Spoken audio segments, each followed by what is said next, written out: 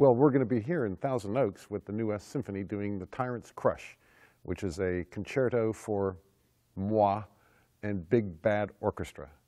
And I figure we get 60 guys on the stand and me on my drums, and it's going to be a show. The story is the emotional journey, the inner logic of a tyrant who assumes power, has to live with it for a while, and then it comes home to roost, and he has to deal with the denouement of this tyrannical experience. We have a beginning where we explore the upside, and the music is quite bright. Then there's a second section, which is much more deep, if you like. It's more sonorous. And the end is when it's full tutti orchestra. That's when, instead of having cross rhythms, everybody's on the same bar line, and it is much heavier and more bombastic. So it rides home to a rousing finish.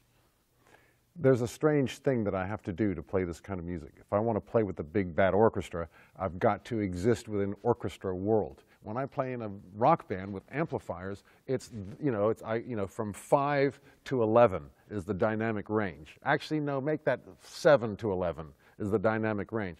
With an orchestra on my instrument, the drums, my dynamic range goes no higher than 4. Now, the excitement, I think, goes all the way to 11. I'm kind of a subversive agent because my music is not classical even remotely. The orchestra is designed for classical music, but it has all these incredible forces, the brass section, the woodwinds, all the huge things that you can do with massed strings. It's a fantastic instrument, which I am putting to my own use, which isn't necessarily an extension of Mahler. Those who followed me into the orchestral world, and I've been here for maybe 20, 30 years now, sort of have an idea that we're not going to be playing Roxanne. There's an upside to not playing Roxanne, which is that this music is persnickety complicated, and it does call for some really cool stuff that the drum set can do. And because it's so quiet and I don't have to fill a stadium with bombast, it's much more focused, and the orchestra being that much quieter requires the drums to be played much more quietly, which reveals all kinds of very subtle technique. A lot of the percussion concerti that have been written are about sort of sound textures and painting with noise and all that. We got some noise, but it's mostly real pretty. With me banging on drums, okay, with that proviso, it's mostly real pretty.